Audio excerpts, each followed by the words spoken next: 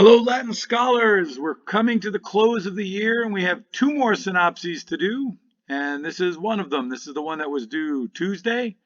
Um, we changed it up a little bit. We're doing a third io, an io verb of the third conjugation, and we're going to repeat with sum. All right. So for the capio, which is our io verb, we have the second singular. And for sum, we have the first plural. All right. Let's take a look at those principal parts and translations. Remember, it's really important to remember these. They help you in your doing aspects and so forth. So we see capio, I capture. Capere, to capture, that is the infinitive. Capi, I have captured. You could say I captured. That would be fine too. And captus, having been captured. Please remember there's no personal pronoun there. That is an adjective. That's an adjectival form, or actually a participle form. All right, and when you learn the passive voice next year, you will see how that plays a part in verb formation, that fourth principal part. All right, so let's look at the second singular indicative active. Right, that is what we were required to do. We see capis, right? Not much different than the regular third. All right, the third io keeps that I, and that I is that stem. So you have capis here. You capture, you are capturing, you do capture, you always capture. And then if you see, now here's where there is a bit of a change. Instead of just the E as there is in duco, in the regular third conjugation with an io verb, you have the IE before the ba. So you have capiebas, and the E gets a macron. So that stem, capi, stays, and we have capie. So capiebas, and then you were capturing, you used to capture, and you kept on capturing. Or you could just add you captured. For the future, we see that E, remember it's A and E. For the future, we see capies, you will capture, and you will be capturing. Please don't forget the macrons where they need to be included.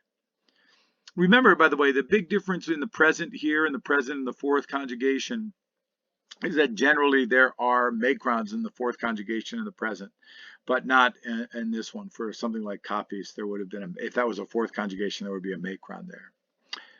All right, so now we see the perfect. Remember, we go to the third principal part to find our stem, which is kep.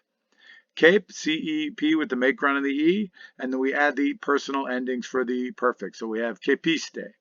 Capisti, you have captured, you did capture. Oh, I forgot to change that one. That should be you captured there at the end, not they captured.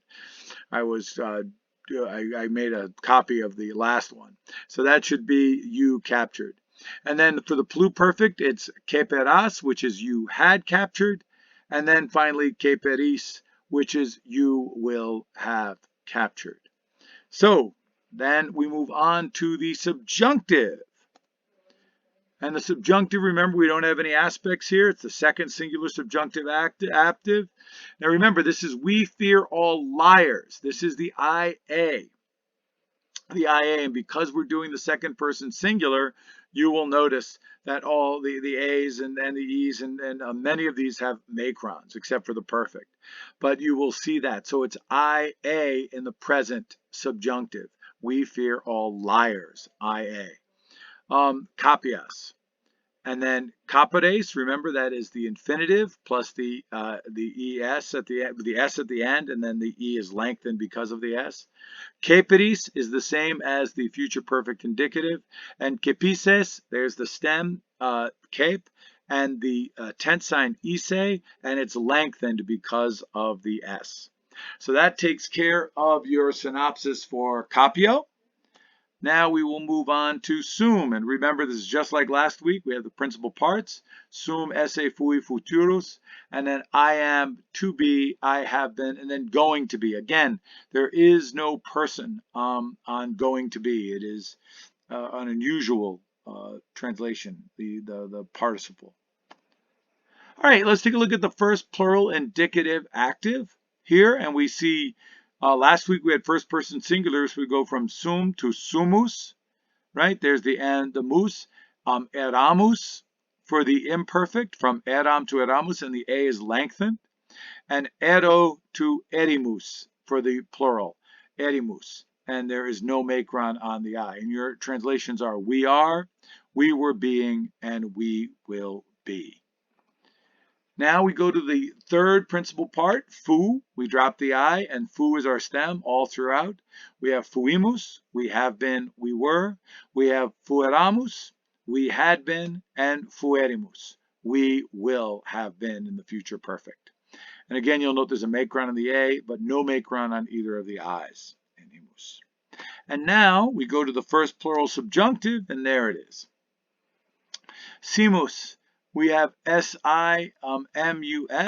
Simus with that long I. That I gets lengthened. Simus. And then esse, and because the mus is added to the end, the E is lengthened, right? Remember that esse is the infinitive.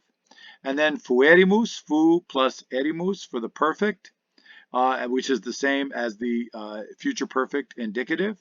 And then fuisemus, and emus is, the E is lengthened because we've added the mus on the ise, right? Ise, the E is lengthened there for the mus. And that's it. All right, and we'll have one more synopsis to go. Please make sure you've made all your corrections, and we will see you next time.